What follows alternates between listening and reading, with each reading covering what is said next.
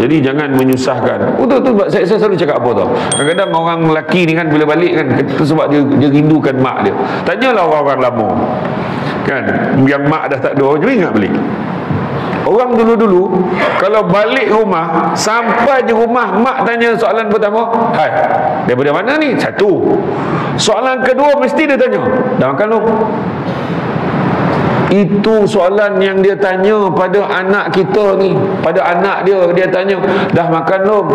Kalau jawapan itu password itu lain bunyi itu, "Dah makan belum?" "Tadi adalah sikit."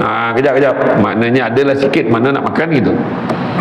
Mak pun je lempar-lempar jadi lauk biasa, ikan bilis tolong. Lepas tu goreng sardin pula tu. Sardin belado. Yai. Lepas tu masuk makan tu baru mak tanya, "Ada pada mana sebenarnya tadi?" "Tak ada, dia balik kerja tadi mak, dah halang lalu singgahlah." Makan. Sebenarnya kepala memang banyak masalah. Keluar daripada rumah tu walaupun tak cerita masalah dengan mak kita, tapi separuh masalah tu selesai. Logo dia jumpa mak. Tanya, "Dah makan belum?" "Dah makan belum." "Tolong dada rasa pizza." Jadi bila mak dah tak ada, isteri ambil alih peranan tu jaga anak mak mentua kita. Balik, ambil balik pahal. Mata darah kerja la ilaha illallah. Jangan macam tu. Layan suami sebaik-baiknya. Suami balik je, abang nak minum kopi, tea, omi. Macam tu. Macam tu tanya. Kan barulah betul semangat rasa dia balik. Ni balik-balik sound nak lambik balik, lambik tengah malam berbalik ni pahal. La ilallah. Syan suami tu keluar datang lambik bukan dia sengaja. Dia dah lah kojo, lepas tu jam, dah lah tauk jam. Dah masuk air keruh melokek pula. Kojap macam apa siput lah. Traffic light lagi. Allahu Akbar. Suami ni dah rosah gelisah nak balik dah kan. Dia nak balik, dia nak tengok wajah isteri dia. Orang perempuan kalau memandang suami dengan wajah menggembirakan dapat pahala besar tau. Senyumlah nampak suami. Nampak? Suami ni tadi yang ponek tu nampak bini yang senyum. Allahu Akbar. Teruk betul jam tadi. Tak apalah bang, biasalah. Hari Sabtu kan, abang pun satu. Hari Sabtu pun nak kerja. Macam tu. Manjalah sikit. Dia akan tahu nilai suami tu bila dia dah mula kehilangan. Itulah yang berlaku pada Maira dengan Budin. Dalam dia imamku, macam tu. Saya tak tengok orang share dalam TikTok. Budin. Jangan dia buat drama senang betul. Nama hero Budin. Allahu Akbar. Kan? Macam tu. Macam tu lah tuan-tuan dan perempuan sekalian kan.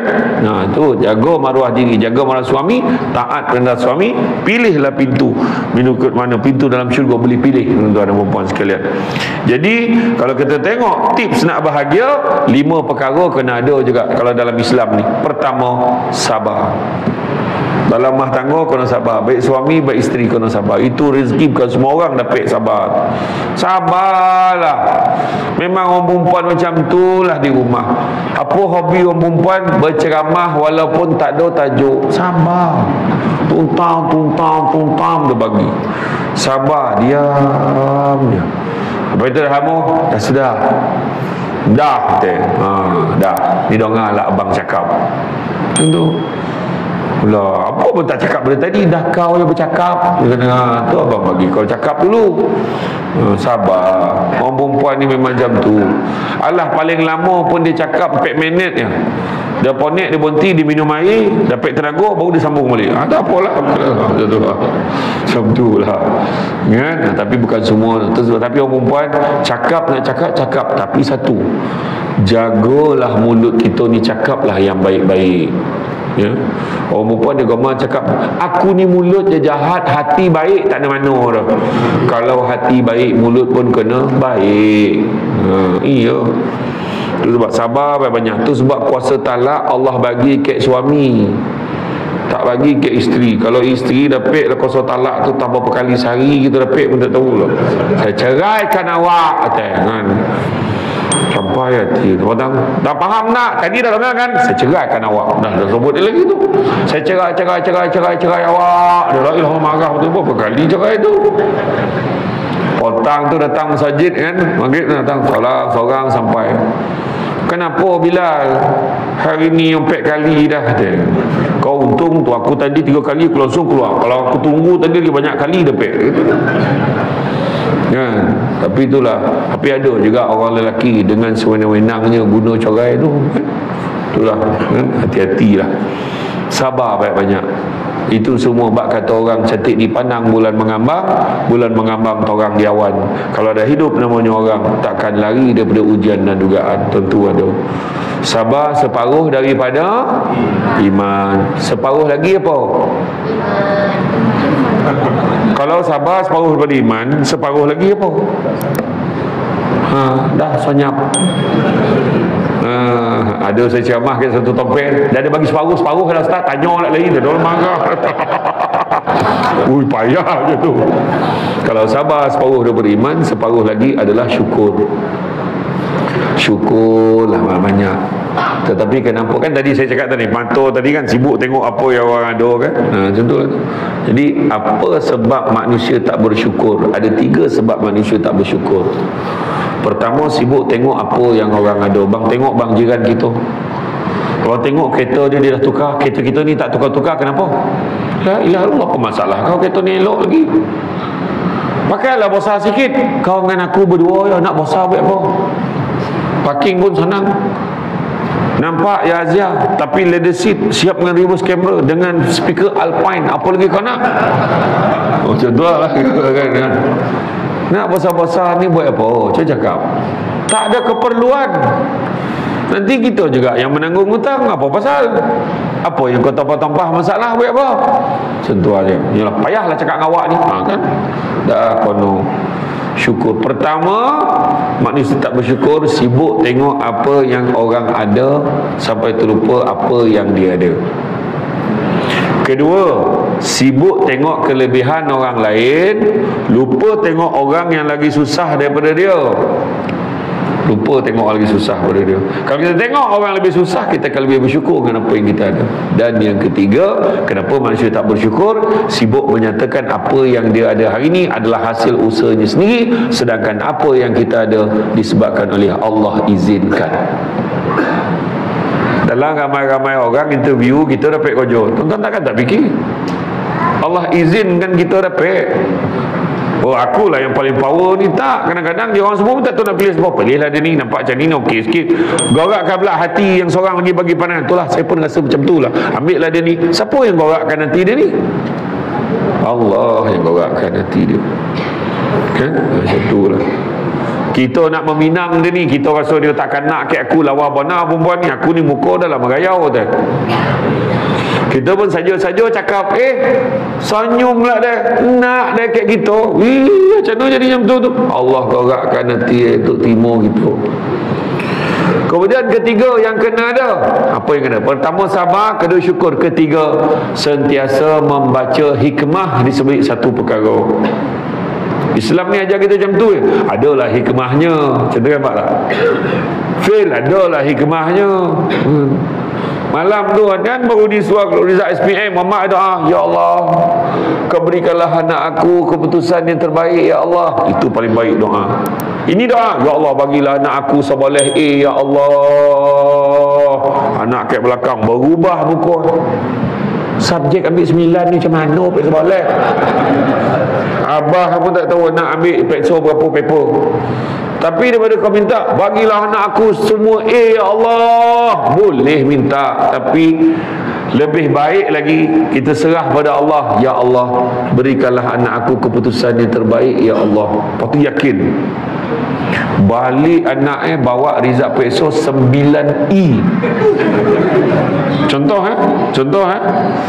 kita dah doa tadi, ya Allah berikanlah anakku keputusan yang terbaik ya Allah. Walaupun keputusan yang anak aku bawa balik hari ini, aku yakin itulah yang terbaik. Contoh anak balik, senyap Redup pergi buku. Macam mana long? 9I mak. Alhamdulillah. Hamak pula. Hamak apa doa ni? Alhamdulillah. Nabi macam mana dah takat tu ya otak kau. Lepas tu yang alung pula. Yang alung ni pula tadi dekat sekolah kono golak kat kawan-kawan. Dapat 9I. Dia takut balik ni habislah aku kena marah dengan mak aku. Rupa-rupa bila sampai rumah mak dia kata, Alhamdulillah, nak buat macam mana? Dah itulah yang terbaik yang kau dah buat, nak buat macam mana? Timbul rasa bersalah dalam diri anak ni. Tak sepatutnya aku bagi mak aku result macam ni. Tak sepatutnya aku bagi. Ya Allah, aku nak ubah diri aku. Ya Allah, diam-diam dia ambil paper Jun. Paper Julai dah tak ada. Dia ambil paper Jun, dia ambil paper bahasa Melayu, bahasa Inggeris, matematik balik semula. Zap, dapat tampung kreditnya. Dia masuk kolej, dia masuk belajar. Alhamdulillah berjaya. Maka betul tak 9I tadi terbaik? Betul, sebab dapat ubah diri dia. Itu sebab kita kena faham Islam ni ajar kita tentang hikmah. Ajar hikmah. Adalah hikmah sebaliknya. Tak guna punya jantan dah elok bab tunang, kau tinggal kanan, kau matilah, kau nak lejek stem roll tu dia marah. Mampu lagi baik tak gunanya jantan, dia marah lelaki tu. Sebab lelaki tu putus tunangan dia. Sabar. Lepas tu mak cakap adalah hikmah itu. Sekali dapat kahwin dengan lelaki yang lagi baik. Lelaki baik, eloklah hidup bahagia. Allahu Akbar. Dapat suami imam besar. Imam besar masjid. La ilaha illallah. Bertuah betul. Dapat suami imam. Siapa tak nama? Nordin tu lah bikau nama je tu. Dapat suami imam. Allahu Akbar. Imamku. Ya. Betul tu saya cakap tadi. Allah bagi kita ada hikmah. Kan dapat tahu pula ex boyfriend kita hidup taklah sehebat yang disangkakan. Macam tu lah. Ada sebab mujur jugalah aku tak kahwin ni, Allah bagi aku jodoh yang terbaik. Tu makna iyo tuan. Semua ada rahsia dia. Seterusnya yang keempat yang kena ada redha. Redha dengan segala ujian yang Allah berikan kepada kita. Ada beza antara redha dan pasrah. Pasrah ni menerima dengan hati yang sakit.